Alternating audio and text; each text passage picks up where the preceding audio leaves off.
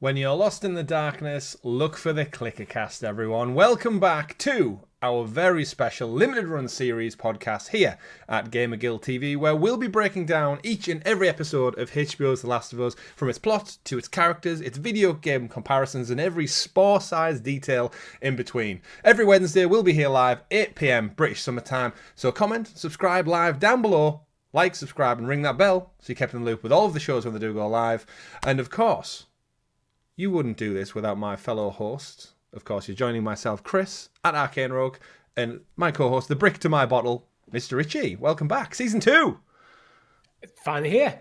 2 years later, we did it. We returned, just like Ellie and Joel did for part 2 of the game.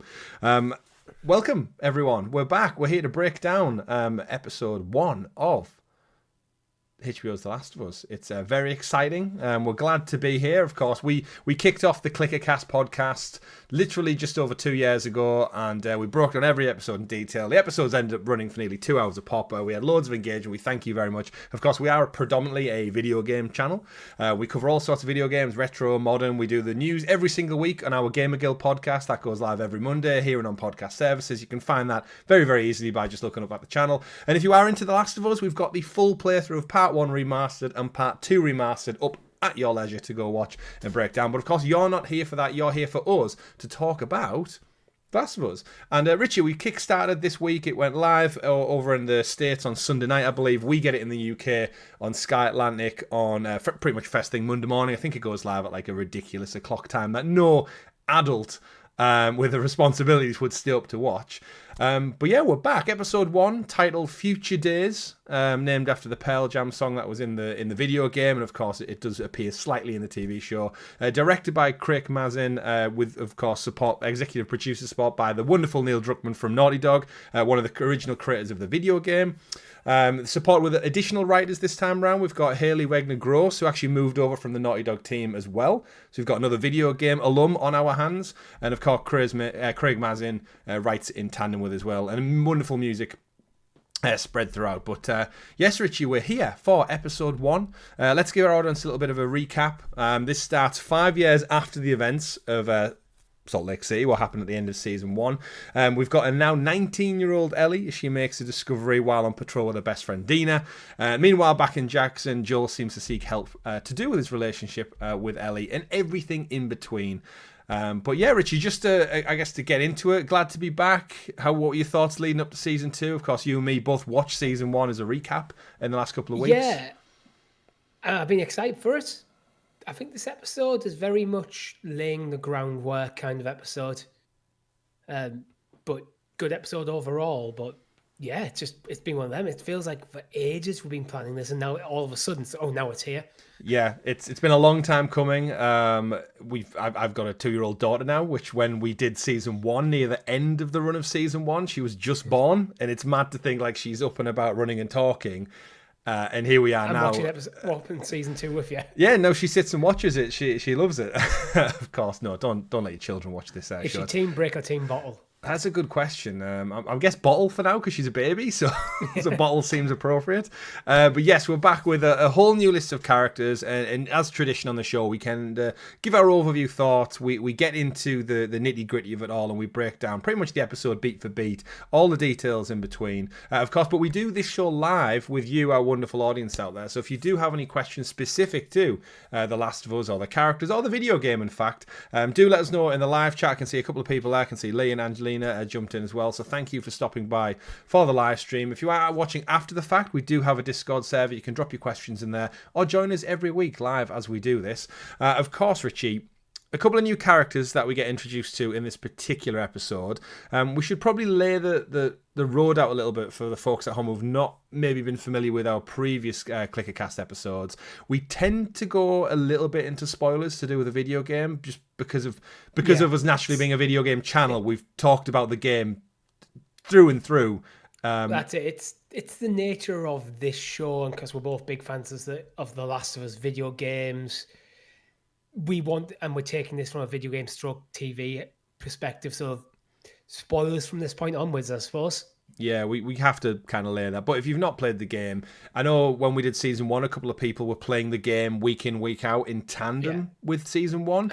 However, we kind of can't do that with season 2 because immediately off the bat, the way they do the plot and the timeline, it is different from the game. We see some scenes that you don't see until 40 hours in. You're seeing in episode 1 here, so it's a bit of an odd one. It's going to be, I think, a difficult needle to thread, keeping the balance between we want to talk about this episode and everything in it, but we also don't want to put out spoilers that could be in potential episodes. Yeah.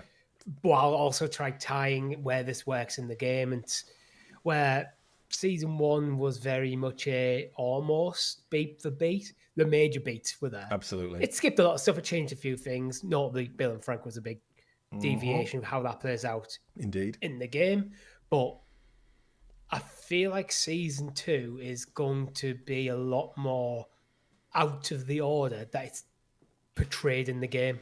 Yeah, we're expecting it to transpire over 2 seasons. Yeah. They've already confirmed season 3. HBO have said, yeah, it's signed off, it's greenlit for season 3. So we knew that was going to happen. I think Craig Mazin has said before he's probably looking at a 5-season arc, and then the whole story will be told. So it'll be interesting to see how the video game world keeps up with that. We had the complete collection announced this past week, but do we see a part 3 or? Maybe, but I kind of think I'm still on there, even after watching season 1. On the run up to this show, I was kind of saying I feel like the first season might be just Jackson. Mm-hmm. They may bring stuff from later in the game, some flashbacks and stuff, and move them into season 1. But I feel like season 1's going to end with moving on towards where most of the game is set in Seattle. Mm-hmm. I feel like season 3 and potentially season 4 might be set in Seattle, and season 5 is at Santa Monica where they end up, right at the end of the game. Yeah, the end and of that could be a 5-season arc there. So you've got obviously you got season 1, season 2 Jackson, season 3 and 4 Seattle, season 5 Santa Monica. Yeah, it's definitely an interesting choice they've got to work with, I guess, especially the way the video game ends. There's a lot more of the story in Santa Monica to probably tell, but it all depends on where they go with it. So we do know from some of the clips from the trailer, for anyone who's seen it ahead, they do very much get to Seattle this season. You see Dina and Ellie on horseback. You see a lot of the scenes from Seattle kind of played out in the week ahead in the trailer. So I do think we'll get away from Jackson quite quickly, even just as a thematic setting.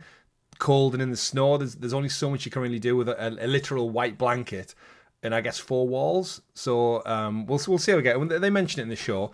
But again, shout out to everyone who's joined us in the live chat. Thanks to everyone who's tuned in. Do get your questions in there.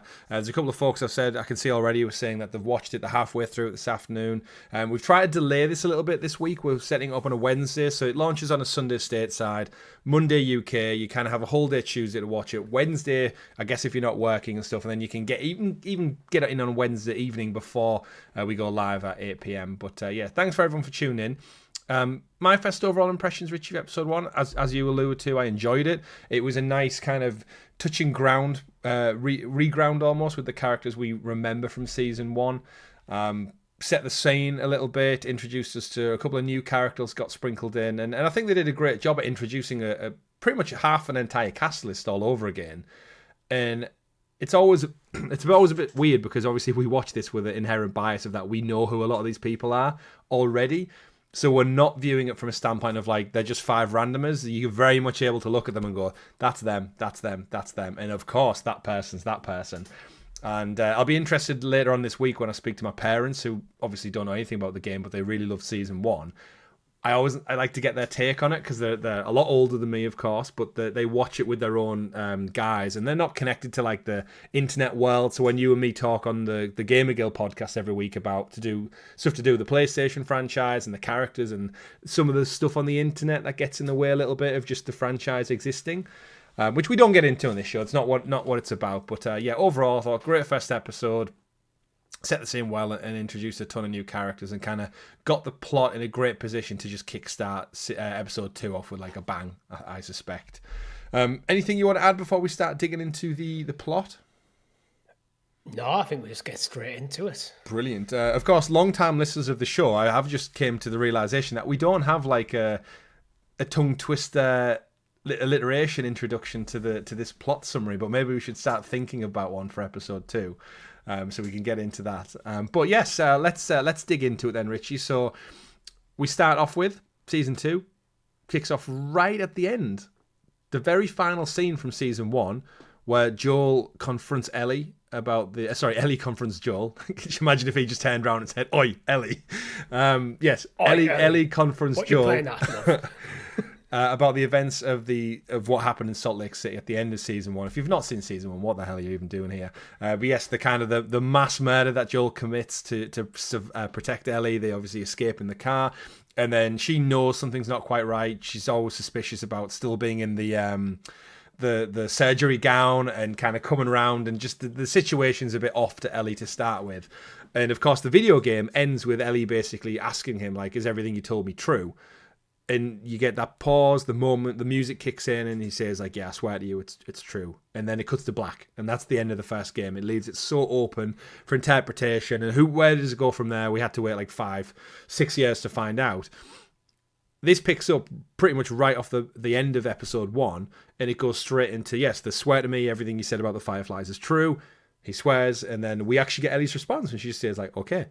And then she walks off. But instead of it cutting to black, it pans around, and you see them head off to Jackson, and it cuts back to Joel, and we get that moment of, like, you can almost see in his eyes, he's just like, I lied to her, I had to lie to her, but was that the right thing? But I've done it now. So it's all like those little micro expressions before inevitably just like, right, let's get on with this and see where it takes me, I guess. And yeah, they turn towards Jackson.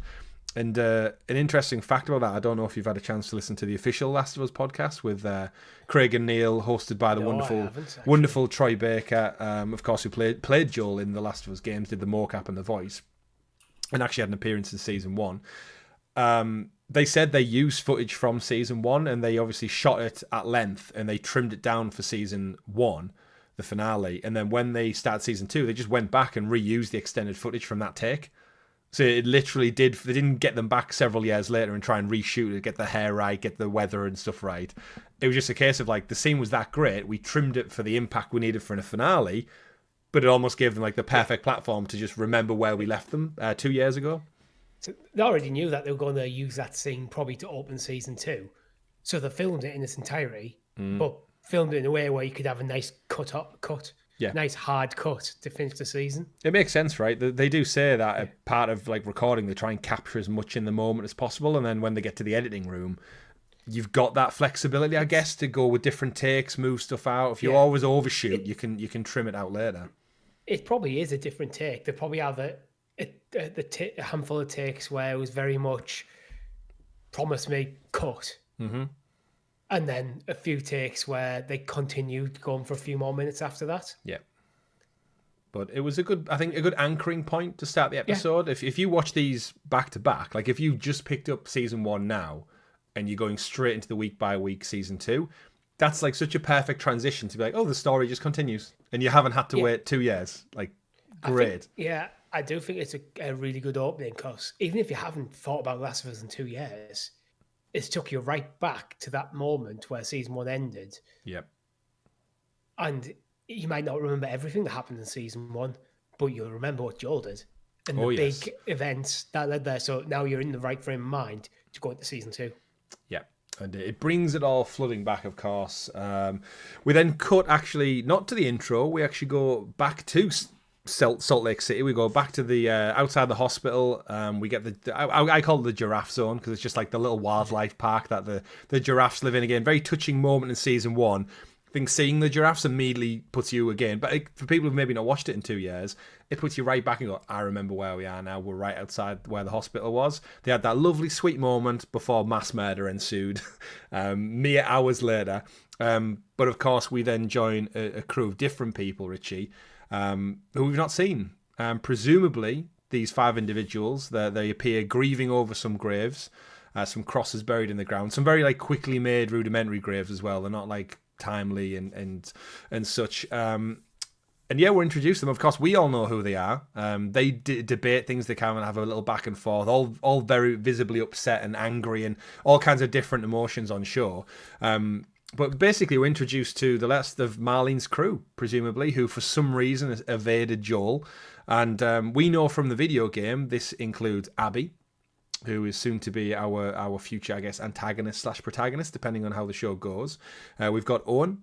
We are introduced to Nora. We're introduced to Manny, and we're introduced to Mel.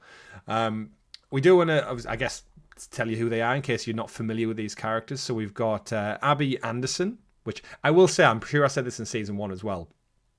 The naming conventions Naughty Dog used for this game seems the most laziest form of character naming ever. We've got Joel Miller, Ellie Williams, Abby Anderson. It's almost like when you standard issue names. Standard issue names, yeah. So we've got Abby. She's played by Caitlin Deva. I'm not too sure. Folks may remember her from Last Man Standing. She played, I think, the daughter of, I was going to say Santa Claus then, but it's not. It's Tim Allen. It's kind of his like spiritual successor to Home Improvement sitcom. Plays dad. She's his daughter for like 180 episodes, so she's probably very familiar with anyone who watched that show. She was also in Dope Sick, which was like the short series that ran that was really popular. So she's quite popular in that standing. The biggest factoid for Caitlin Dever is she was considered to play Ellie back when they were doing a Last of Us movie.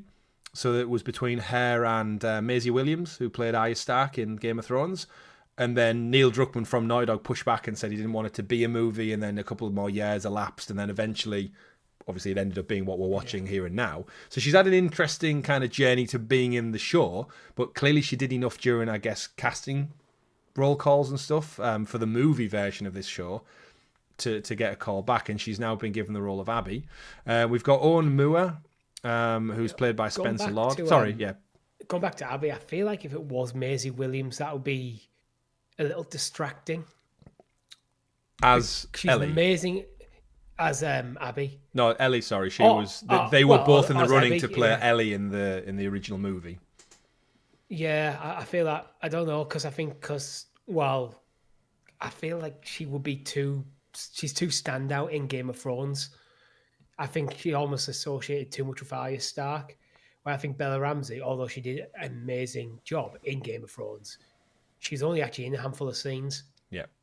And she never met Pedro Pascal during shooting as well. But yeah, so there was an interesting actually thing that they mentioned, because there's been a lot of internet fervor around the casting of Caitlin Dever, because of course Abby's character in the game is characterized as quite a tall, strong, buff girl. Essentially, she works out. She looks massively.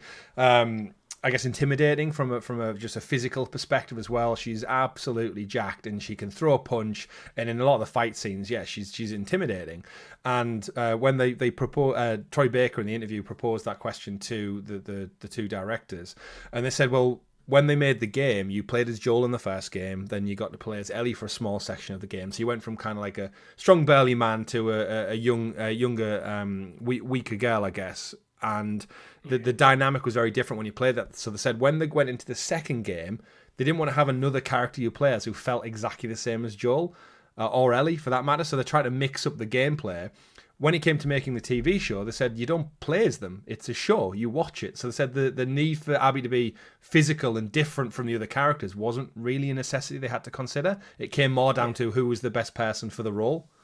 And to be fair, if you're playing the game and actually paying attention to the story, Abby being a big, strong, muscular person isn't actually a defining feature of her as a character. Yeah. It's just more of her as she plays through the game. So I kind of think, you can lose that element of the character without changing the main motivations behind the character. There's nothing really that happens in the game that requires her to be jacked. Yeah. She just is, because that's her character. It's just like I do feel the one thing I think they do need to show her being fairly physical and fairly fit. Because when she's part of the Fireflies, she trains hard before she goes on a mission. So as long as you're showing her being able to be like actually insanely fit physical person, outclassing most people around her, even if she doesn't look big and muscular, I think that's going to be fine. Well, they kind of showcase her as being the leader of this group already, so she must be the leader for a reason, and I'm sure they'll kind of showcase that as the weeks and the episodes go on as to why they're backing her so much. But then, yes, we're introduced to Owen Moore, who's Abby's kind of love interest in the game. This is played by Spencer Lord. He's only really been in a show called Heartland, has kind of been his biggest role so far, so he's more of like an up-and-coming actor. We've got Nora Harris, who's the medic of the group in the game. She's played by Tati Gabrielle, who you may recognise as the villain from the Uncharted movie with Tom Holland, if you've seen that movie. I have. More interestingly enough, Richie, she plays the main character in the next Naughty Dog game, Intergalactic. She's the lady in the... a favourite of Naughty Dog, then. Yeah, so she's going to be the main character you're going to see a lot of course, space smuggler, space bounty hunter, shaved head, red leather jacket, which is now available in the Last of Us game, by the way, as a skin that you can get for Ellie to wear. So some nice interconnected there stuff for Naughty Dog in the gaming world.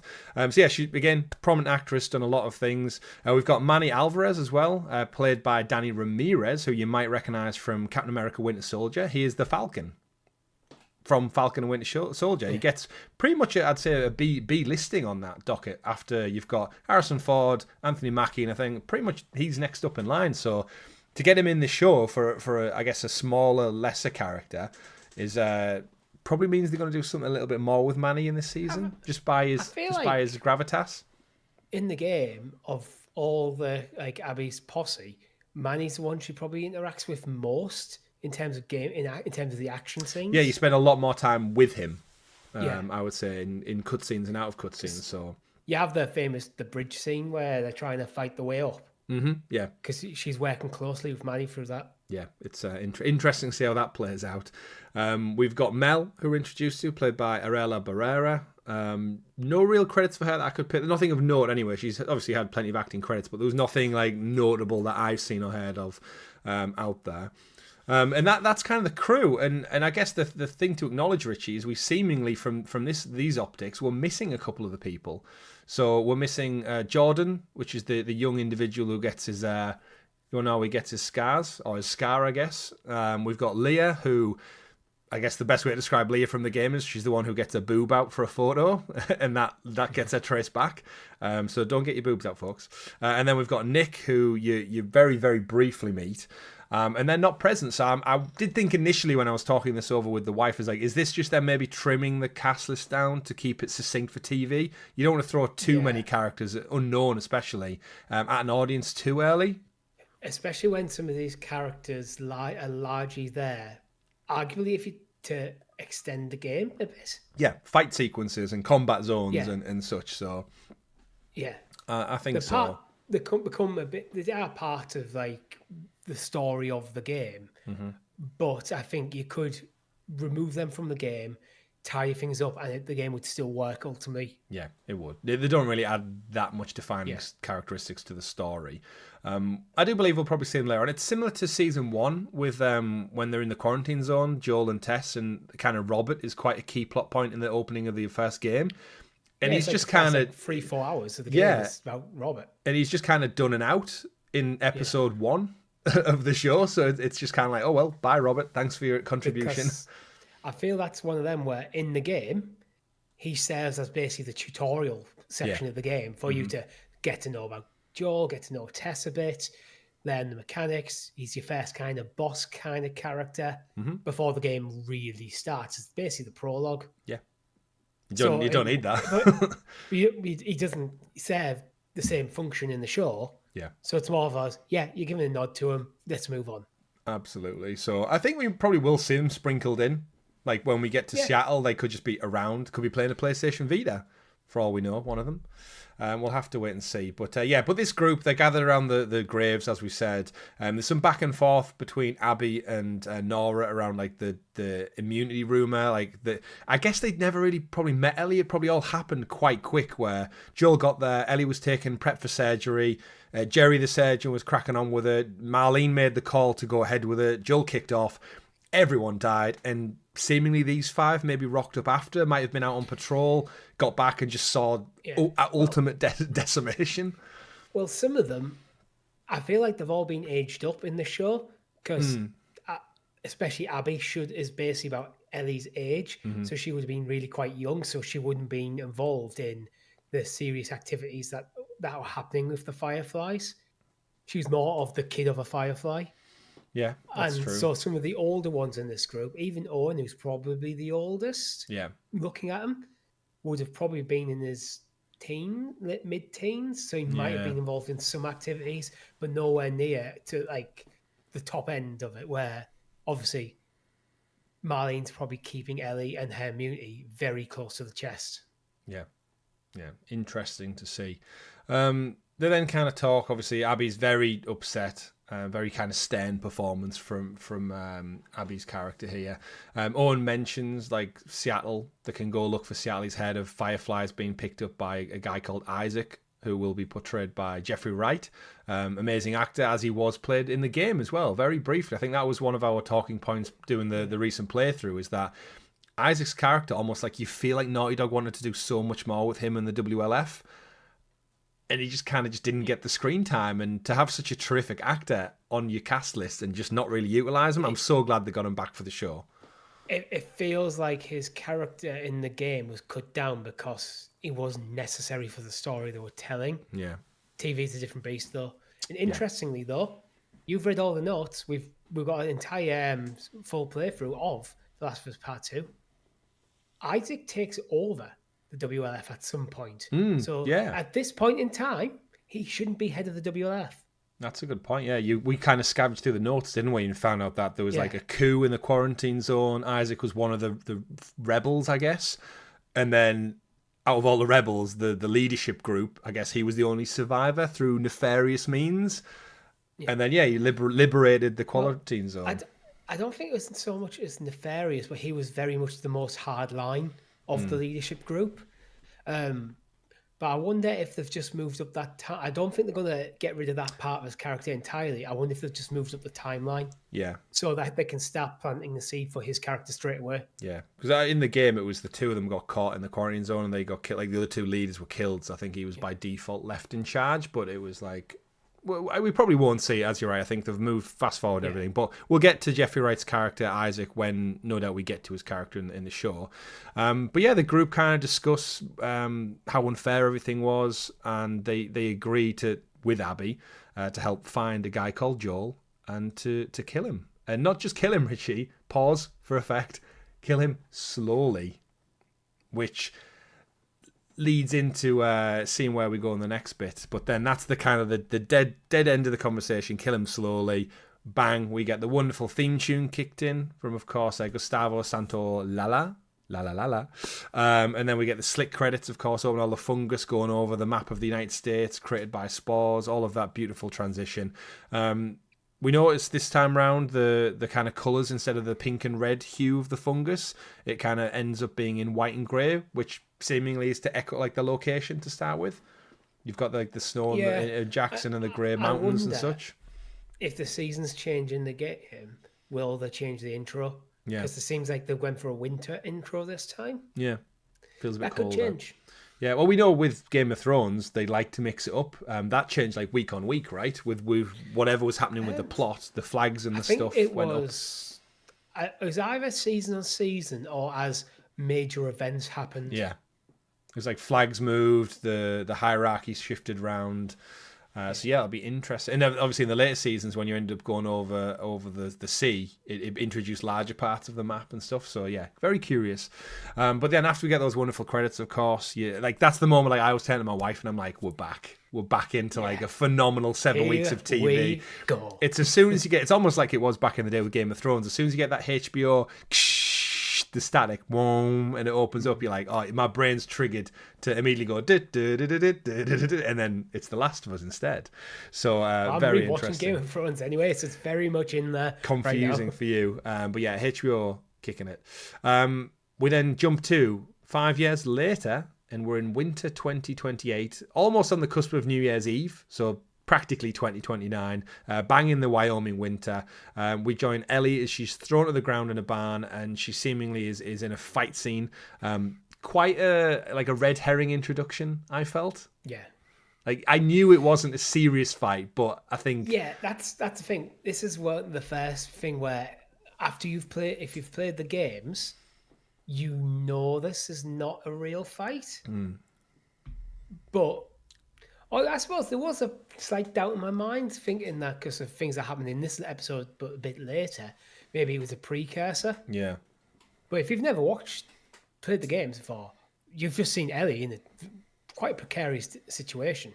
Yeah, she gets socked straight in the nose, as we find out when she finally does overwhelm the guy with like some form of like jujitsu or something. She uses clever tactics to take the bigger guy down, and I kind of feel like this scene was specifically chosen to highlight that. Yes, we know Ellie is quite small in stature, but she is capable of fighting like ruthlessly to get away, and like she has to scramble a little bit, and she looks like she's going to lose, but the girl's scrappy, you can't deny that, and she ends up getting the guy to tap out in the end. Someone who should be completely outmatched there because she's a small little girl and he was a fairly big dude. Mm-hmm. Oh yeah, he was huge. He was jacked as well. Yeah.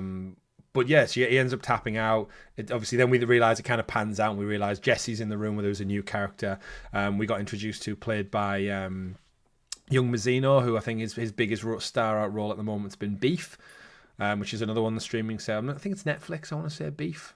I don't want to get it too confused with the other chef one that I've been watching that I can't remember. The Bear, sorry. So yeah, lots of cooking shows around the moment, and Gordon Ramsay isn't in any of them. So yes, we find out that's in a fight. The joke about kind of pulling punches, and we kind of get this vibe that she just is fed up of being babysat by Joel already, where she's like, don't pull your punches. She gets really angry at it. But this is a great opportunity where this kind of scene opens and we get to see Ellie's new tattoo, which is kind of like branches and leaves covering where she was bitten. And the tattoo is obviously tactical to cover where the infected bite was from the first season, and with like a big giant moth on it as well. She even mentions in the game, like, she actually tries to hide the shape of the tattoo because obviously it's bite marks with the tendrils. Yeah. By giving herself an acid burn. Yeah. Which I guess, to throw people off the scent. That still could come up, actually. It might do. Interesting enough, we know from the video games that the tattoo was given to her by a girl called Kat, who presumably is like the Jackson tattoo artist. You read it in the journal, you see like loads of scribbles, and she's got like a little scribble drawing of this girl called Kat, who gave her the tattoo, and she had some kind of like romancy girlfriend relationship with her, which actually does come into play in episode 1 later on, so we'll get back to that one. But yeah, Ellie's covered a tattoo. She's in essentially like a barn fight club with Jesse and some others. You would imagine they're doing this routinely, right? She wants to kind of just keep her skills sharp and push her limits. That's how kind of driven she is. It's probably to do with all the kind of like rangers, people who go outside, like the training. That's basically what they're doing. Yeah, well, we see her doing shooting in a short while, so that seemingly she just does all things. She's playing guitar, she's fixing weapons. She's very, she's definitely not one of those kids who just stays at home and watches TV. Not that they have much TV options. But yeah, so we see her kind of up to that, and we kind of cut back to a wide shot. We then see kind of Jackson is growing massive scale, a lot more I think than the video game ever did. It almost looks like it's on the verge of being a city. It's got like a church, a steeple, and when you see that wide shot, it goes on for ages. And we then learn why, because they're constructing everywhere. They're doing building work, like literal renovations and building stuff from scratch. We see, which I guess this is quite critical, we see a pipe get burst at the beginning. And what was your first take when you saw the dry roots being exposed? Yeah, I mean... Because I read straight into that of like, that doesn't look good. That looks like trouble. But yeah, that was my thoughts. It was kind of, that doesn't look good. That's going to come back into play. Mm-hmm. They focused on it a lot. Yeah, if they focused on it a bit too much, that it wasn't just them showing, occasionally things going wrong. And if Joel was on site, because he is apparently the foreman for the building work now, which Dean actually chews him out about because he was not being a foreman. Yeah. So I think it was a bit more than him just not being present why something like that would happen. Yeah, and we know. But I think that's almost where the show wanted to make you think it was. Yeah, like it's setting. It's so. I guess it's making it so obvious so that when we get back to at the end of the episode, you're like, oh, as an audience member, you feel smart for putting the dots together. Yeah, if you haven't watched Last of Us for 2 years and you've never played the games, your mind might have went a bit differently with how this episode's playing out until the end. But yeah. And but interesting. It's a good callback to season 1 because if you recall, episode 1, when Joel's having breakfast with his daughter Sarah and Tommy shows up, they're talking about going in to do construction work. So that's what they both did for a living. I think they talk about like contractors. Contractors. They talk about like cement levels and other boring stuff for someone who's not in that line of work. So it makes sense that his expertise, even though it's like 25 years later at this point.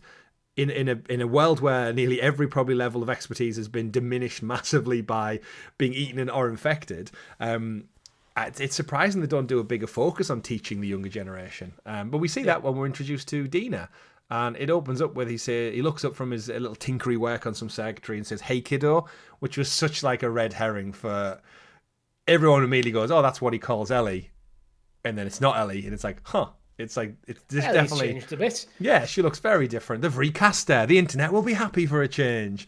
But no, we're in fact introduced to Dina. She kind of like just chews him a little bit, as you said, about his foremanning. It's quite clever how she kind of gets him interested in showing her what to do, but then immediately pivots to the relationship with Ellie. Gets right in there. And you can tell he's got an interesting relationship, like a friendly relationship with her anyway, because he's not really dismissive. He's quite warm to her. And you can kind of, I guess, see over how the last 5 years of living in the safety and comfort of Jackson, he's let his guard down a little bit. He's getting settled back into a community, essentially. Yeah, and she is Ellie's best friend, so she's probably around all the time. Mm-hmm. Makes sense. And it's nice to see because in the game we hear Dina reference her relationship with Joel, but we never actually see it. Yeah. So it's nice to see like, oh, actually they have got like little family ties almost. And I'm guessing when you do have a 19-year-old daughter, you have their friends round for food, drinks, whatever it is, meals, you take them out as the other parent. That's naturally what happens. It's one of the things. There'll be times when he's got home from work and she's just there in his kitchen, like she's just going to be there. It's going to happen to you in a few years when your daughter's a bit older. Nah, all old kids banned from my house. No social activities unless they're coming in for construction work, circuitry practice, or therapy. Because Dina clicks on to Joel being in therapy because he says something right about, he uses like a word or terminology, and she's like, "No one talks like that. That's definitely like shrink talk." And she calls him out, and he's like, "No, I'm not in therapy." And then before she leaves to go crack on with the work, Joel says, like, "Yeah, don't tell anyone I'm in therapy." So they've obviously got such a close relationship that he trusts her to keep that secret, and he's quite open about it, whereas it's probably quite a private matter. Yeah, well, also, if you think about it, I think therapy is a lot more accepted nowadays. Mm-hmm. He's not from nowadays. He's like he was an adult in like the 90s. Yeah.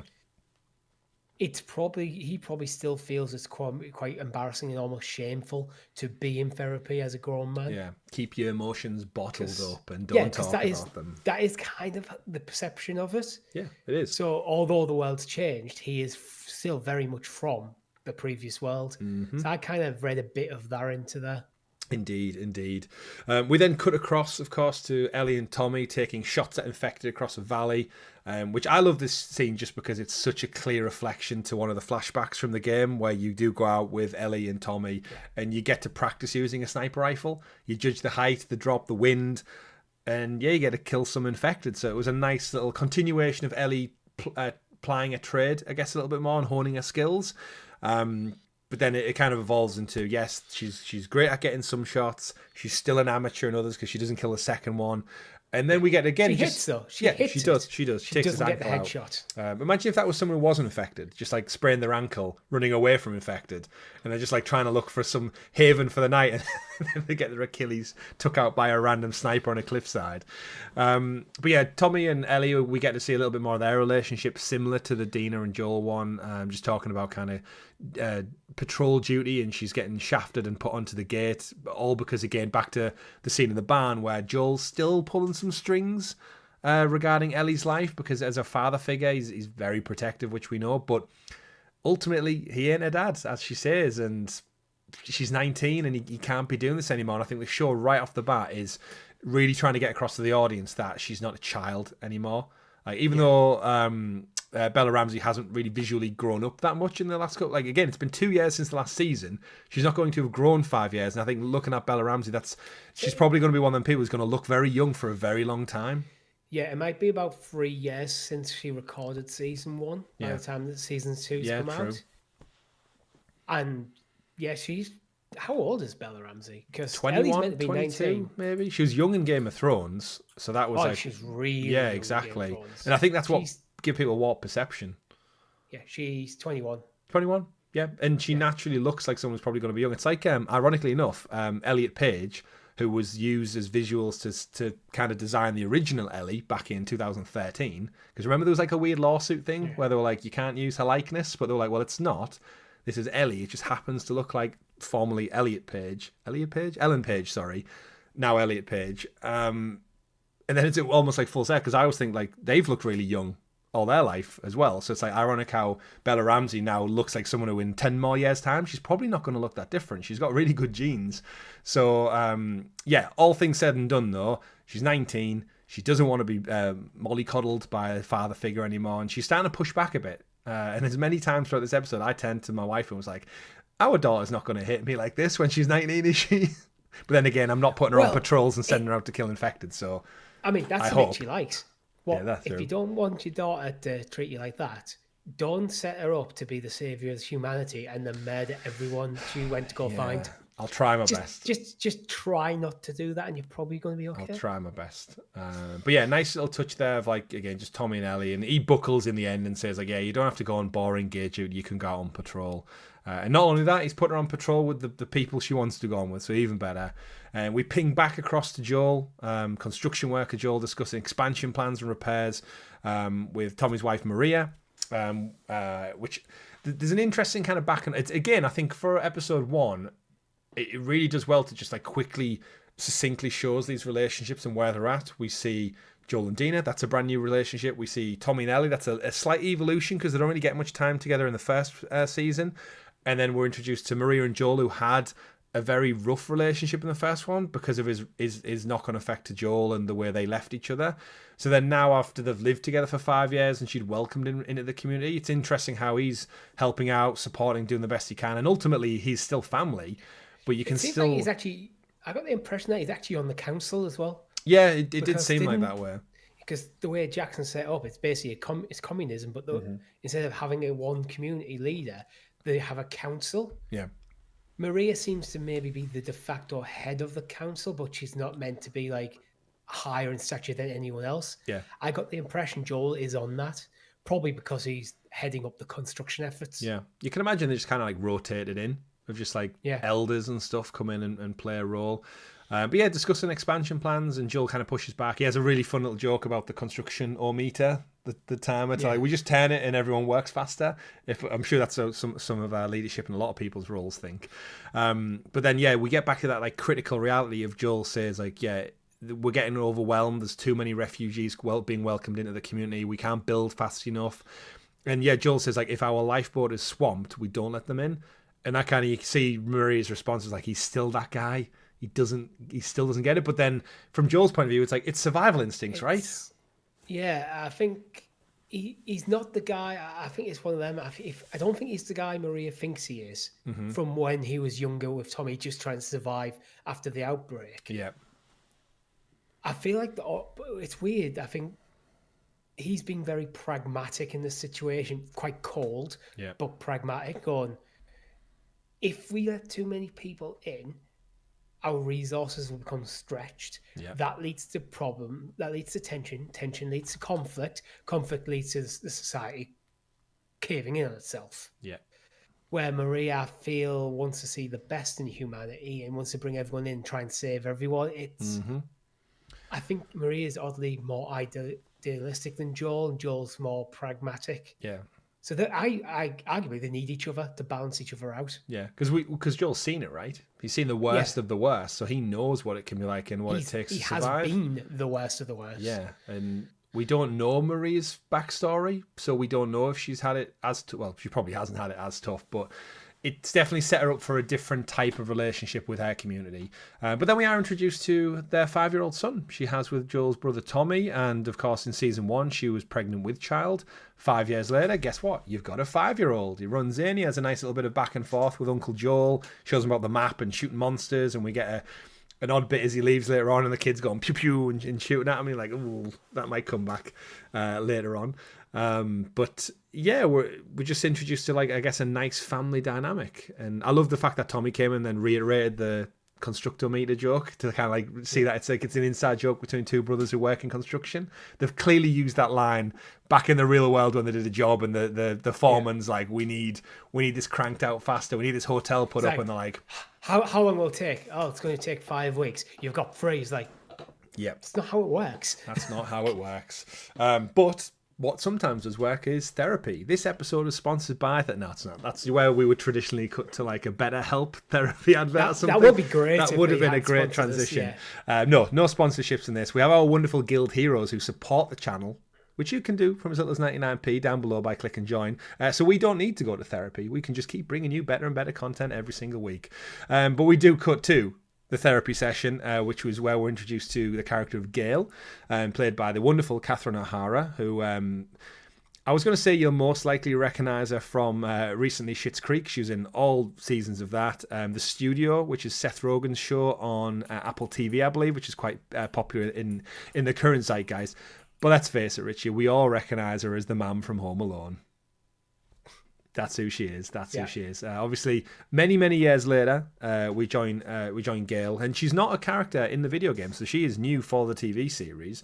And we learn that she's the wife of Eugene, who is a character who is in the game, but you don't meet Eugene in the game. He's a character who you meet through collectibles and notes and kind of just natural storytelling in the environment. We will see more of Eugene in future episodes because he's going to be played by Joe Pantoliano. I think that's how you pronounce it. Forgive me for that. Pantoliano. For that Italian pronoun. I'm sure Richie putting the accent spin on it really helped with that one there. I don't know. I just went for it. Which you might recognise from, I always think The Matrix. He plays Cypher in the Matrix movies, the guy with the skinhead who kind of betrays them in it. Spoilers for The Matrix. He's also in Bad Boys, the Will Smith movies. He's the captain who kind of like keeps them two in check. But realistically, yeah, he's going to be in this series, and he's got a dedicated episode. So similar to Bill and Frank's episode in season 1, Eugene's character gets a standalone episode. Presumably, it's probably going to be episode 3 again by the cadence of the first series. It feels like it could be, yeah. And when I was kind of discussing this after the show, Catherine O'Hara throughout this whole episode, she looks a lot older than she does in real life. So they've definitely done some aging up of her character. And I suspect that's because in the standalone episode with Joe Pantoliano, Eugene, it's going to be set in the past, so she's going to be her younger self. So I'm thinking from a technical and cost point of view, age her up for a 5-minute scene here, so then you don't have to spend an hour in makeup de-aging her in a flashback. So just on pure financials, it's to be fair, cheaper. She is 71. But she doesn't look as I'd say old as she does in the final scene of this episode, where she's like 7 whiskeys in and she looks really gone. She does look just younger. Went, you know what? Maybe they went for a very natural look for her in this scene. So when they use more makeup and maybe touch-ups of CG later to de-age her without having to go too hard with us. See, I don't think they'll de-age her. I think she'll just look her normal self in the flashback, and for the 5-minute interview therapy scene here, they aged her up. So thinking like for an hour-long episode, it's cheaper to just let her be herself for an hour and age her up for 5 minutes. I'm looking at some recent photos of her, and I don't think she looks older in The Last of Us. Well, I thought she did, but again, that like semantics aside from that, we're getting away from the actual scene itself. Joel is in therapy, and we learn that he trades a bag of weed, to Catherine O'Hara's character Gail as cost for the therapy session, which is to tie in with Eugene's game character, is he grows weed in a massively, amazingly constructed basement underground, and he used to be a former Firefly.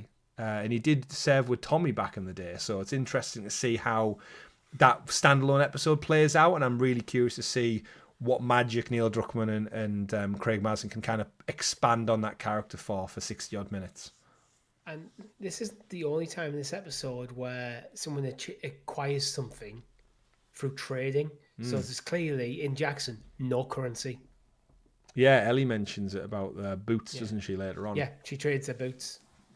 But we get to start the therapy session. they clearly it's a therapy session that's not been going well. Joel's had about 5 sessions so far, I think she recalls. They share some drinks, which isn't just like it's not your herbal teas or anything like that. Joel's drinking whiskey. Gail's drinking whiskey as well out of a teacup. And she admits it's not her first one of the day. Yeah, and she says she woke up sad, Richie. So she hit the whiskey. It's her first birthday after 41 years without her husband, Eugene. Oh yeah, absolutely. You feel for everything she says, and they get in the therapy session. They go back and forth. She kind of mocks Joel a little bit because he's kind of going on about his quote 19-year-old daughter. It's funny. It's quite funny where she's like, at first she's taking it serious and she's kind of saying, "Go, oh fuck this." Yeah, she's like, "Stop going on about you've got the biggest problems in the world." It's like, yeah, your 19-year-old daughter doesn't like her dad at the moment because she's hormonal, she's worked up, she's got stuff going on, relationships and stuff, and she also lives in a world of a post-apocalypse. So give her a break, almost. And that hits some home truths for Joel. He's like, "Oh well, what are we even doing here?" And then she kind of like turns, doesn't she, into almost like a self-realizing moment of she doesn't like Joel for a very distinct reason, and she has like a little bit of a Gollum Smeagol back and forth with herself she of like, it, doesn't she? do I say it? No, you shouldn't say it. You have to be brave to say it. You can only heal once you get it out. And yeah, she straight up just looks Joel in the eye and says like, I hate you for something, and it's because of you killed Eugene, and it's the way you killed him. Is what she says. And that for me is the critical part. It's like, I'm guessing we learn in the standalone episode of that presumably Eugene's going to be infected in some way, and Joel, being the one, the survival instincts, takes charge in that moment and presumably puts him out of his misery. And yes, she knew it was the right thing to do, but ultimately he still killed her husband point blank, probably in front of her, it seems like. And she's harboring this hatred for him, which you would, right? 100% would. Yeah. Oh God, yeah. You'd want to kill him yourself just because he did it. But I'm curious to see how that plays out, because specifically because of that line, is like, it's not because you did it, it's the way that you did it. And I'm like, If I'm going to predict, I don't think Joel kills Eugene. Doesn't she straight up say that? Or something he doesn't do, maybe. Yeah, well, I think he does, because Joel has destroyed the Fireflies. Eugene was a former Firefly. I think I've got a feeling Eugene might commit suicide. Okay. I think if he was a former, like, high up in the Fireflies and is aware of Ellie, and now all hope's been lost, any hope he still had in humanity perhaps might be gone. Yeah, I feel that might be the way it goes. Interesting. Because I feel like if it's just a straight up Eugene gets infected, so Joel, it happens to be the one who pulls the trigger. Yeah. I feel like Gail probably wouldn't hate Joel to the extent she seems to. Yeah. She'd still not. She wouldn't like him. There'd be still some feelings there.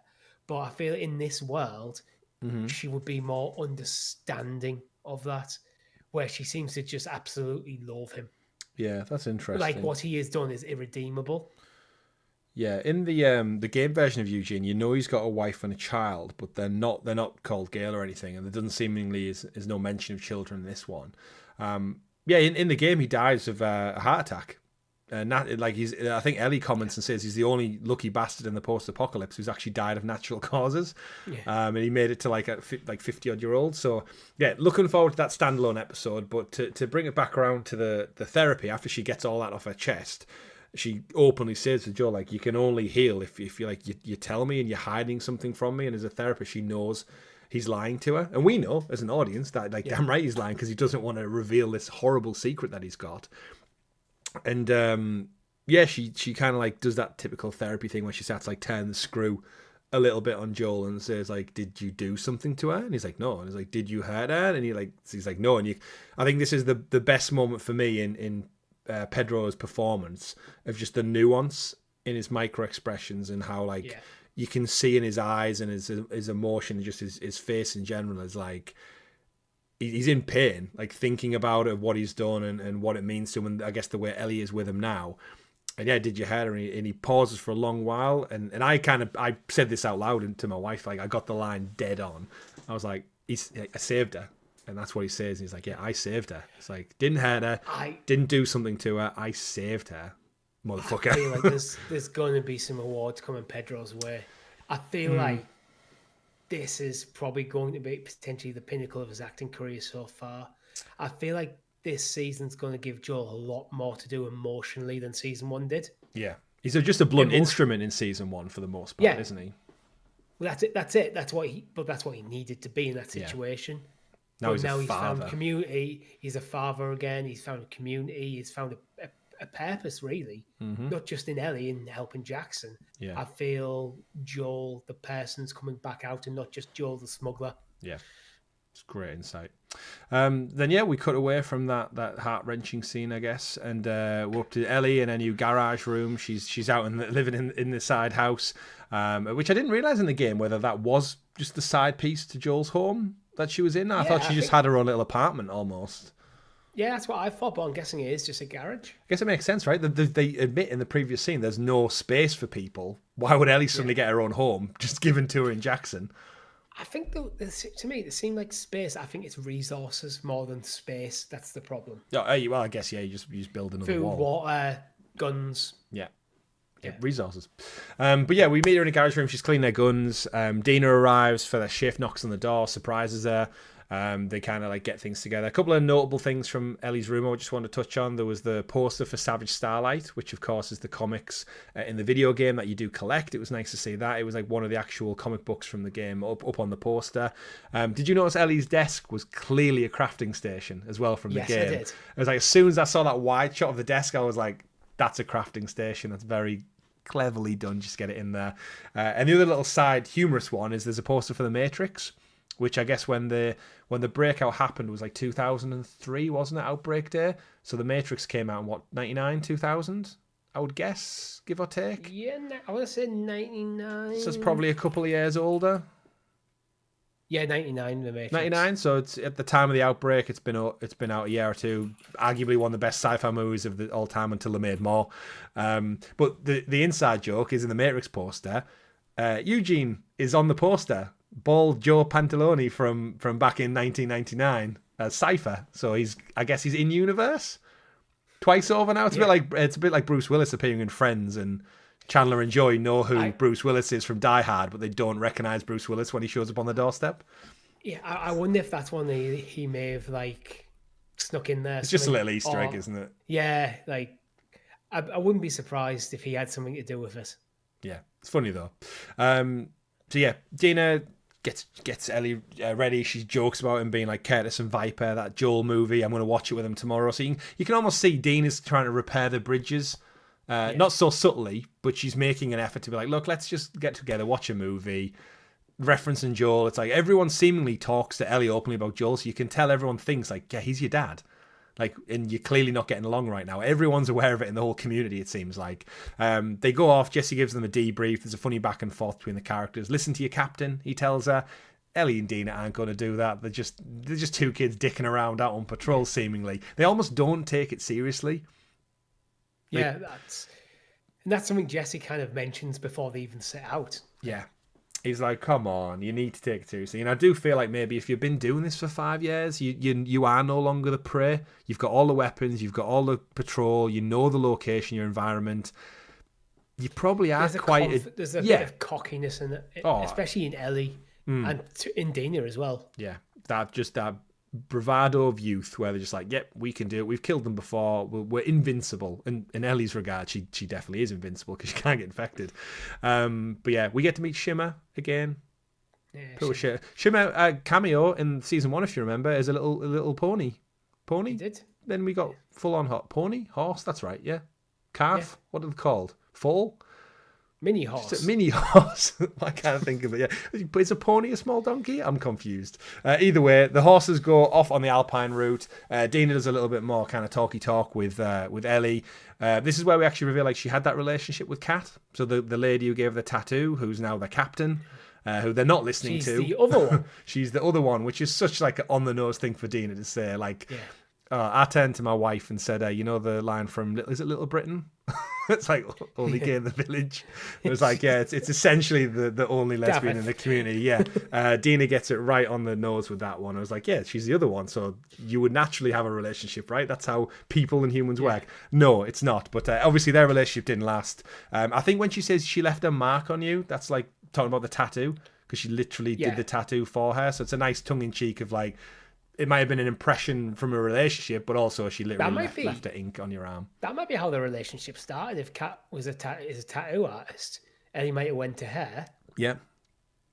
But clearly... They spent some time together while you're getting a tattoo.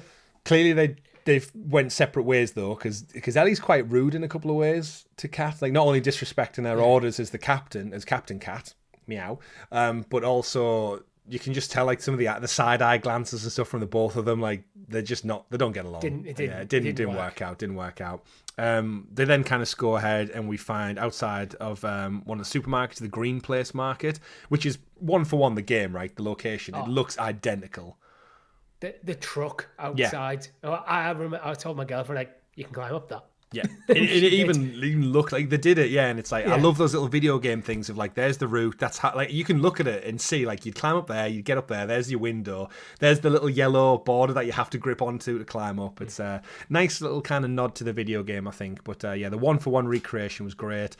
We see a grizzly bear carcass out the front, and it's been torn apart. There's a couple of dead infected lying around, a clicker and a couple of runners, it seems like.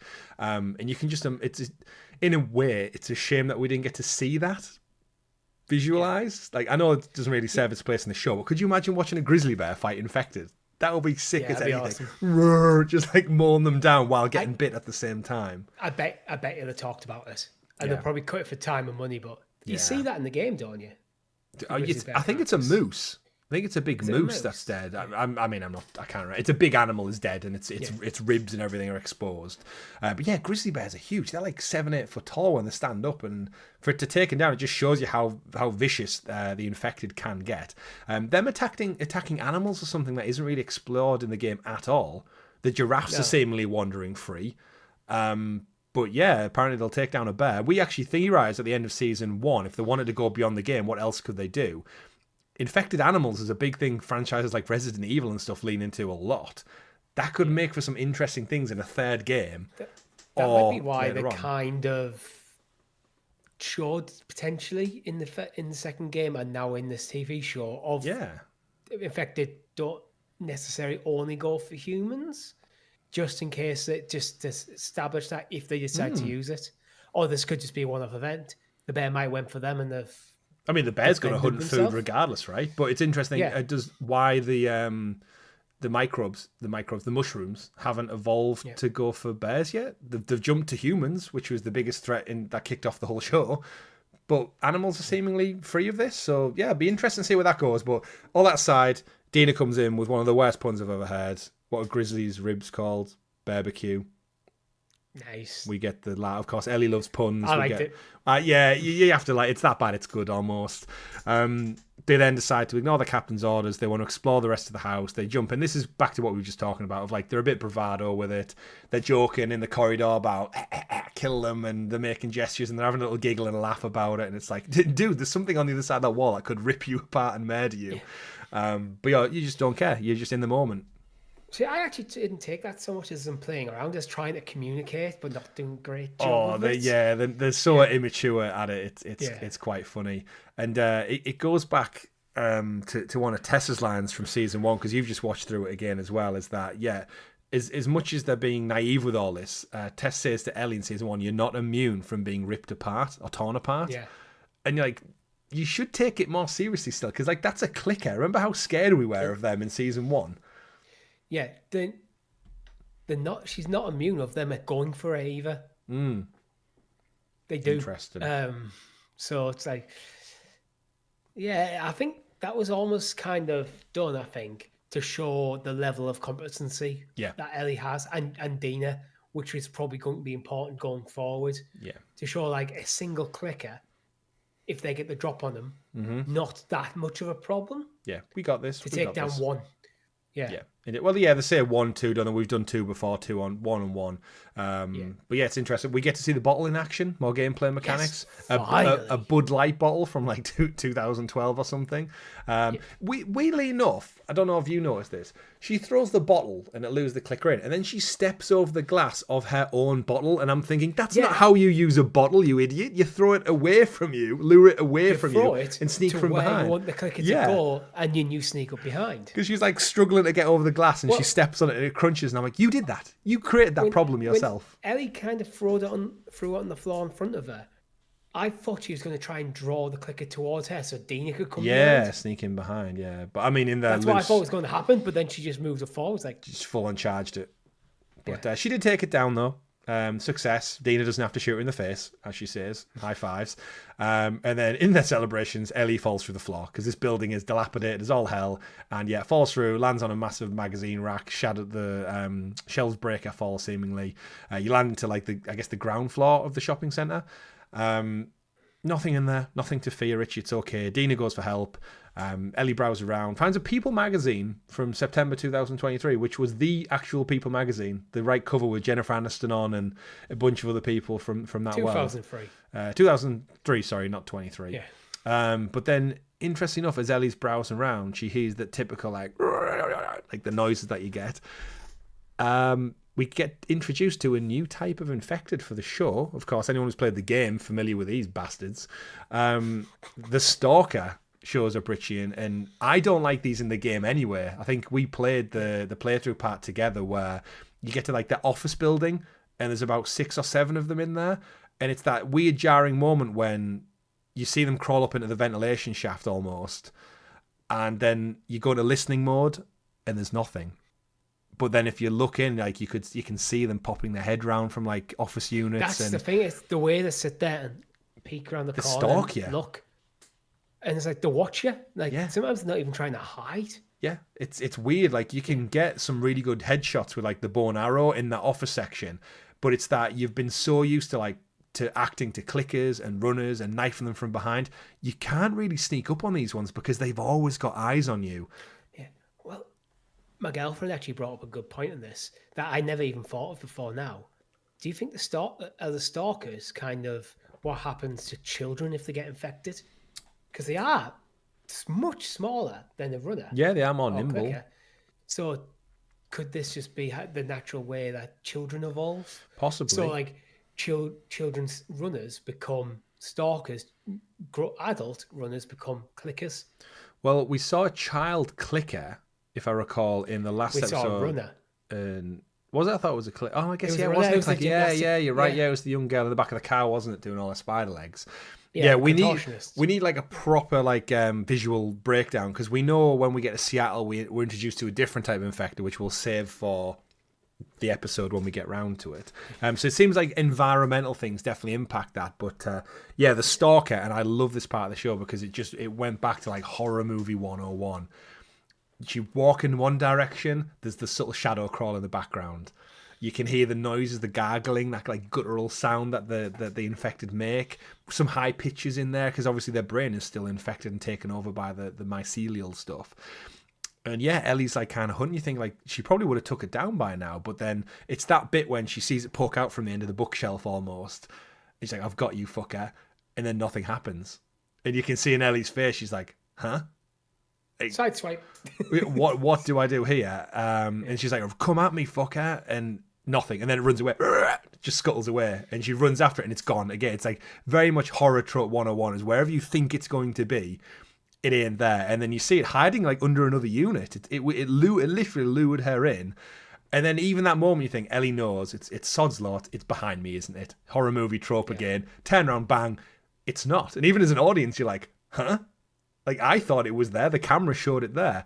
And I love this because in the game, you pretty much see everything from, like, your perspective, don't you? Like, your behind third-person perspective. Yeah. This scene, I guess, allowed us to, like, really take in that horror of, like, it could be anywhere. It could be hiding in the top corners. It could be under, hiding in the shadows.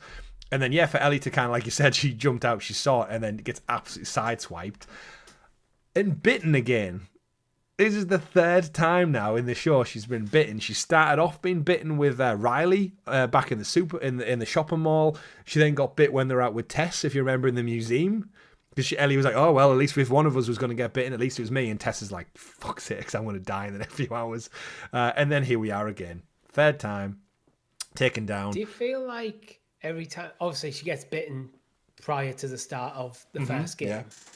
Then she gets bitten while she's with Tess and Joel, which kind of confirms. Yep, she's good. An immunity. Do you think this is in both the game and the show? The 3rd bite is to remind the player or the viewer of Ellie's immunity. Yeah. But I mean, she does scream it out loud with Tommy in the middle of the snowy mountains. Remember, I'm immune. I've been bitten, and Tommy's like, "Shut up."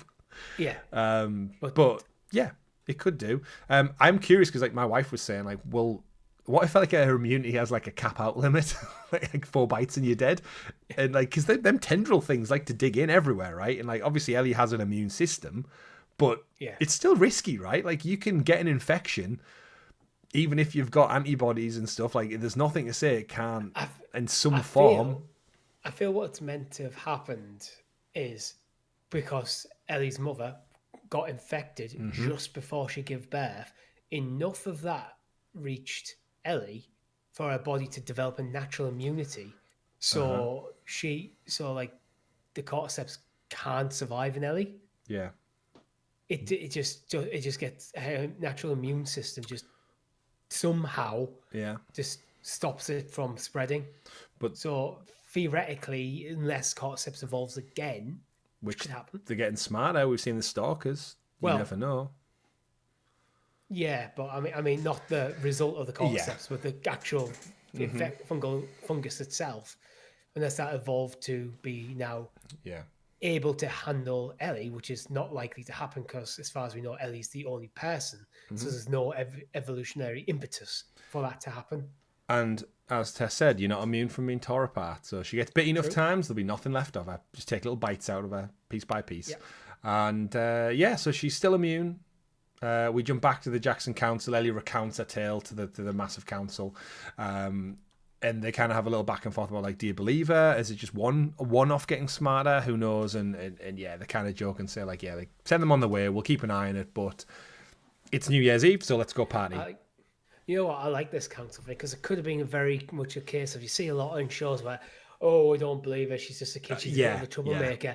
Pretty much to a person, like, they kind of went, Dina's lying about seeing it. Yeah, but we believe Ellie's account anyway. Their kid's trying to lie still, right? You're put on the spot in front of your elders, and you can, as a parent, you must be able to see through a lot of the bullshit kids say. It's like, I've been there, I've done that. Every single one of the councillors probably knew that Dina's lying to back up Ellie's story because it sounds a bit far fetched, but they trust that Ellie wouldn't lie about this. Yeah. Absolutely. And why would you? Why would you? From the council, we then go back to Ellie's garage. She's doing some quick self-surgery on her bite mark. She soaks, presumably, a knife in alcohol. Weirdly enough, she doesn't, like, rub it down. She just kind of pours it on. And I don't know about you, Richie, but if I was going to, like, stab myself into an infected wound with a knife that's probably stabbed a lot of infected as well, I'd be, like, I'd be heating that thing up, burning stuff. Alcohol, fire, rubbing it, everything possible. Fully sanitize that knife because she's not immune from other infections. That's true, yeah. She just dies of like pneumonia or something. Gout. What she's done is because she's just kind of, I think she's making the scar not look like a bite mark. Yeah, like joins the dots, doesn't she? Yeah, basically, yeah. She cuts through. I mean, my wife did make a good point afterwards of saying, like, actually, to sew it up, the bite marks, actually, it probably would be easy to make a clean cut and then sew the clean cut up than it probably would be to go weave through these tiny little bite marks. But I ain't no surgeon, so I just took it as she doesn't want the scar to heal like a bite mark. Yeah, so people go. Where if it's just more of a just round circle, she could say she fell in a pipe or a bottle or someone stabbed something. Her. Yeah, like, I'm sure she's been in many situations where she's nearly been stabbed before. Yeah, she got stabbed with a bottle, like something circular. Yeah. I mean, she'll go get a tattoo or pour acid on it by the end of the week, so we'll see how she covers this one up. Both. She scribbles down in a diary. Fantastic pen, by the way. Do you see how good that ink was going on that paper? Very jealous. Yeah. Actually, if you look further up in the journal, she actually says, found a cool pen. So I presume she just found a new pen. Scribbled about it. A nice little touch in her journal as well on the left page. She does write Miss Riley, I Miss Riley or something. So there's like a nice little side throwback on the page before to just say, like, oh, yeah. Remember Riley, her first love and best friend. But yeah, Joel walks in, super awkward moment, Richie, of just like, he doesn't really know what to say immediately as he walks in. Says if she's going to the thing tonight, which everyone asks her, you going to the thing tonight. Sees the guitar, sees the strings are pretty, I guess, rusty, and then just goes, I'll fix this, and leaves. There's like little communication. It's so awkward. I just want to point out, this is the part where I'm most pissed off with Ellie. That guitar, the Last of Us version specifically, retailed when it came out as a limited run from Taylor for about $5,000. All right. And she's just got chucked in the corner. Just sat on a pile of clothes, rusting away. And so, okay, obviously that's a limited run thing. It's a collectible, so it's going to be inflated. The guitar it's based off, so you can get a guitar. You can literally go buy a guitar that sounds exactly like it, but basically doesn't have the moth on the third fret. That's about £1,800. That's an expensive fucking guitar to treat. And bear in mind, not going to be much more around to treat like shit. Look after your equipment, Ellie. Look after your equipment. Well, you might be pissed with your dad, but that's an expensive piece of equipment you got there. Yeah. Maybe she's infected in other ways. Doesn't know how to care for her musical equipment. It's weird because I thought when Joel was like, I'll fix the strings, I thought in the game, when they go look for strings, I thought it was going to cut to like, that's his way of getting out of Jackson. Maybe like he's literally went to hunt for them, and that's when he meets Abby. Maybe, but then later on we find out that he's just got strings at home in his house, so not a problem. I think it's probably just a nod to that moment. Yeah, but either way, we then cut forward to Ellie goes to the thing. All episode long, everyone's been asking her, "Are you going to the thing? Are you going to the thing? Are you going to the thing tonight, kiddo?" She goes to the thing, and we get the same brilliant country music from the game. Kicks off. It's Brittany and the Jug Boys. I think Dina describes them as the real life band Crooked Still, and they're playing their song Ecstasy. And it was one of them video game things. I was like, this is such a symbolic song from those who played the game from that moment. It was in the trailers and such as well. It's Ellie and Dina's, I guess, romance moment. So yeah, to see it just replicated one for one, that scene where the camera pans behind Ellie's kind of silhouette as everyone's playing. You've got the Christmas lights hanging from the ceiling, the music, the band are playing. Proper like country music showdown, isn't it? Everyone's drinking. Some of them are high. It's very much like the community. I guess it's just their New Year's Eve party, right? Yeah, that's what it is. It's New Year's Eve. Everyone's celebrating the arrival of 2029. Ellie and Dina dance. You get a little bit of an exchange with Jesse, who's there as well. Just reinforces that they broke up, they ain't getting back together. And then they start. But again, Dina very drunk and high, she admits, before basically getting quite flirtatious. Asks her to smell her, rubs herself on her, whispers in her ear, sharing a very intimate moment. After I think Ellie says like everyone's looking at you. She's like, oh, they could be looking at you. Ellie says she's not a threat, and then Dina again whispering in her ear, so I think they should be terrified. Get some really strong eye contact, really like just really intimate, emotional moment. Like, I've been hinting all fucking day. like this is like she from the way she helped to get her dressed to them like flirting as it on horseback. Like, come on, Ellie. She's made up her mind. Make you move, and they do, and they kiss, and the girls are obviously interrupted by the character Seth, who in the game we only see the aftermath of that moment initially. He's the bigot, as Ellie describes him, and he calls them a swear word, and immediately stuff kicks off. I actually thought this was a little more tame than I thought it would be, to be honest. Right. Because initially he just says this is a family thing. Yeah. Which you could say that it is. He was kissing Jesse. Yeah. Like, because they're going for it a bit. Yeah, they do get into it, and then he throws a slur. Mm-hmm. But I don't know. I just felt like in the game, the way it's kind of portrayed as it was I don't know. I just don't feel like it landed the same way I was expecting. Yeah, I tell you what did land. Joel bulldozing Seth to the ground, though. He came in and checked that guy out of absolutely nowhere.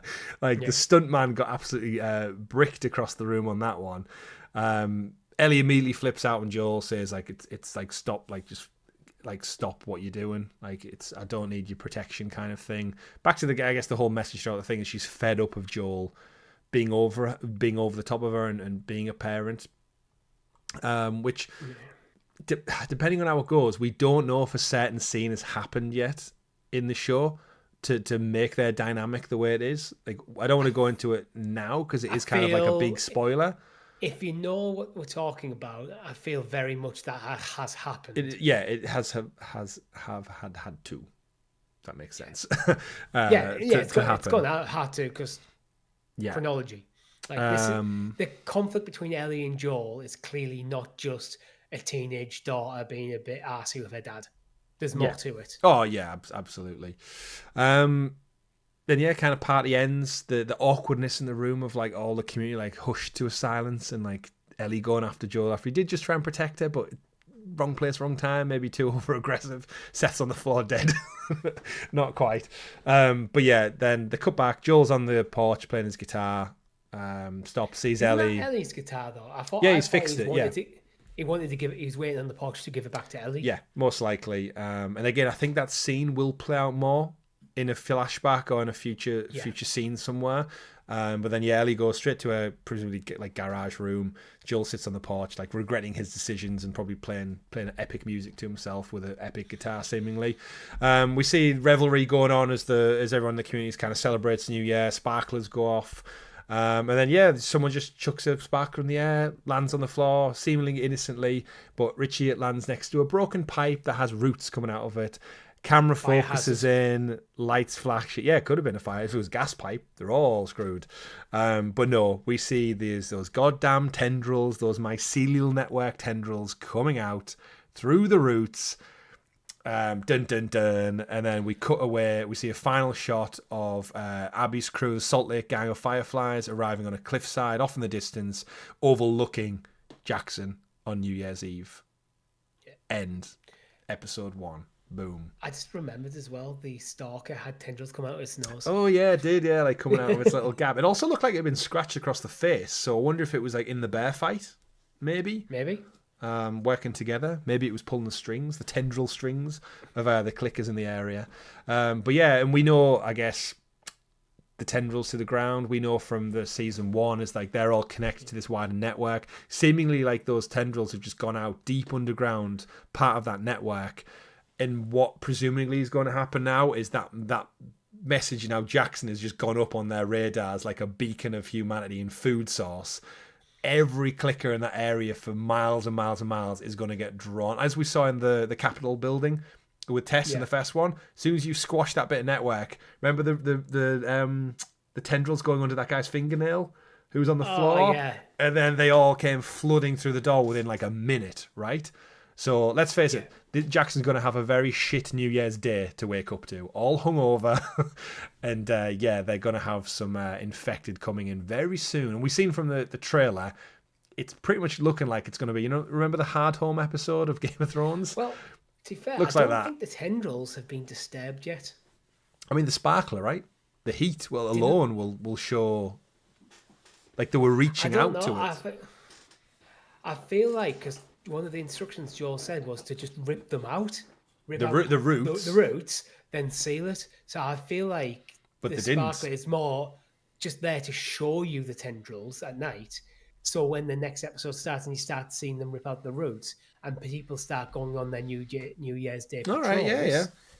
That's what pulls them in, because that would probably lead to how things play out. Either. Like I'd prefer your version actually, where it shows you who's the poor bastard who's going to accidentally trigger everyone. It's going to be some poor construction worker who's like first day on the job. He's briefed to go rip out them roots. But we'll see. It might even be Dina. Who knows? Could be. Because Joel tells her to go rip them out and fill it with ABS or something, right? It's Seth. That's his punishment. He's got to sort that fucking pipe out. Go do some work. But yeah, Abby, cliffside, overlooking Jackson. We know what happens in the game, so we'll get to that one.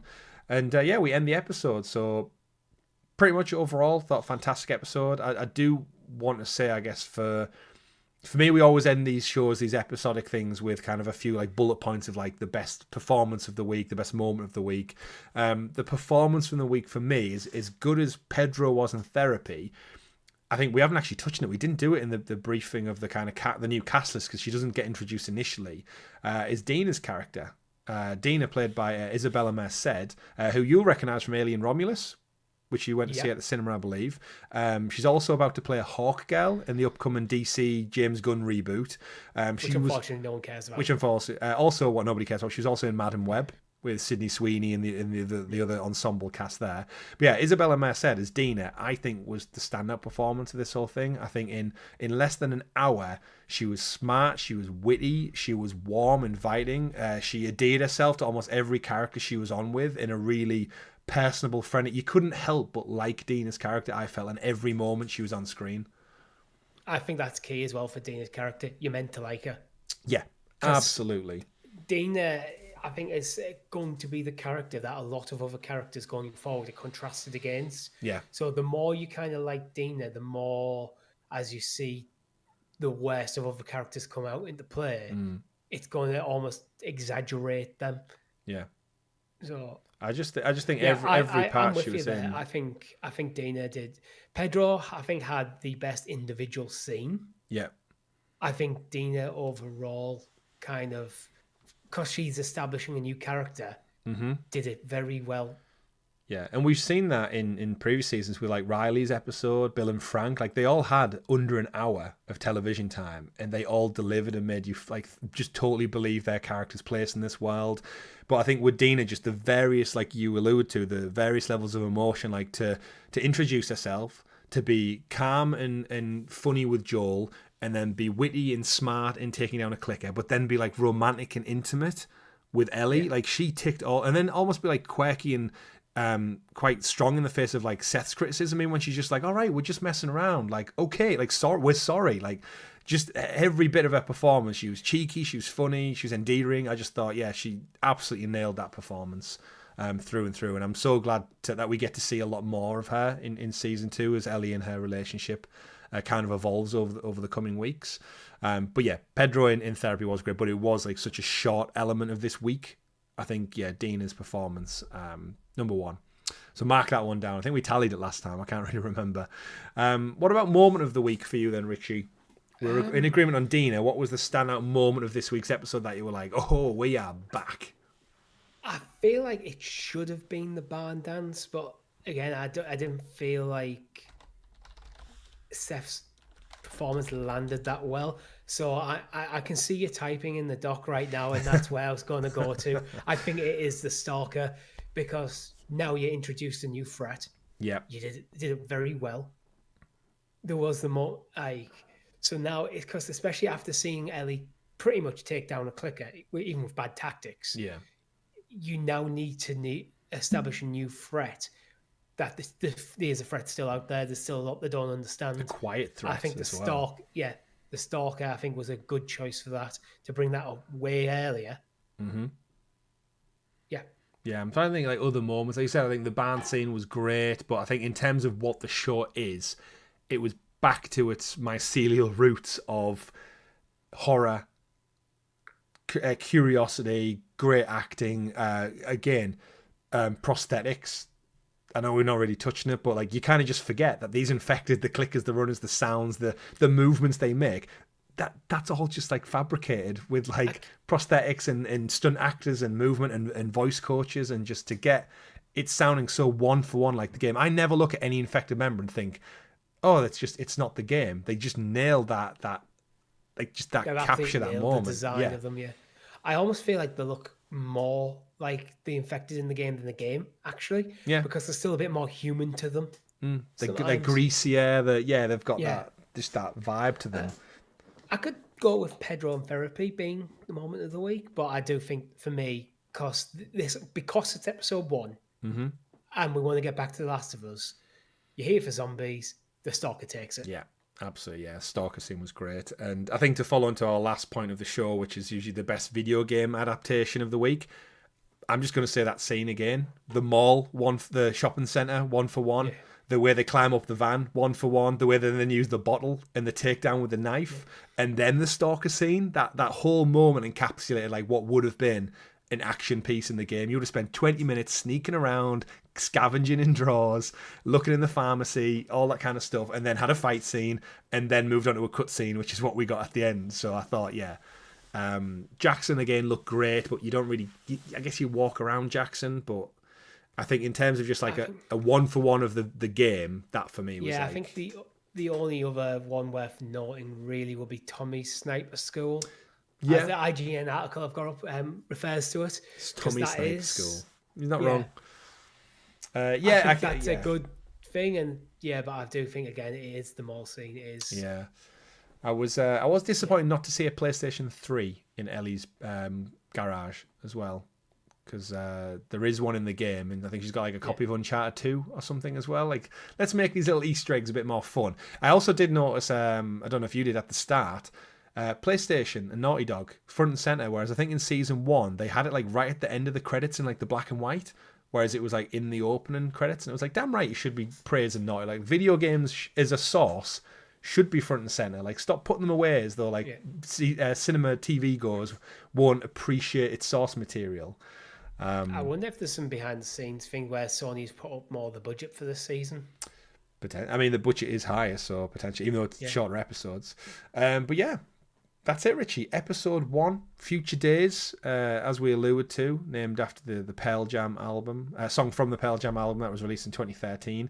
There was I think we covered it on last season actually, but the Future Days technically didn't come out at the time because this TV series obviously takes 10. It's actually 10 years later than happens in the game events. So Pearl Jam, the album's like a decade too early, so Joel wouldn't know the song to play the song, but they've got it in there. It's the name of the episode, so it's cemented in. And in the official podcast, if you do listen to it, Craig and Neil talk about that and say they did go back and forth with that fan concern around like, well, the song wasn't out, so how does Joel know it? And ultimately they settle down on they don't give a fuck. So the lyrics are important and the song's great, which it totally is, and it's very thematic to the show and the game. This isn't the world you grew up in. This is our alternate world. Things happen a bit different. Yeah, Pearl Jam, they're just a bit older. Who knows? Pearl Jam could have survived and released the album and just played it in the barn in Jackson. So who knows? But that brings us to an end for episode 1 here on the channel. Of course, do not forget to run along to the comments. Stalker us on social media at GamerGuild TV. Clicker that notification bell and blow to yourself on all of our other amazing content. But above all else, folks, endure and survive. Endure and survive. My name's been Chris. And I've been Richie. You'll see us next week, 8 o'clock, British summertime, here every Wednesday live for you in the comments down below. Thank you very much for tuning in. See you next time. Bye. Bye.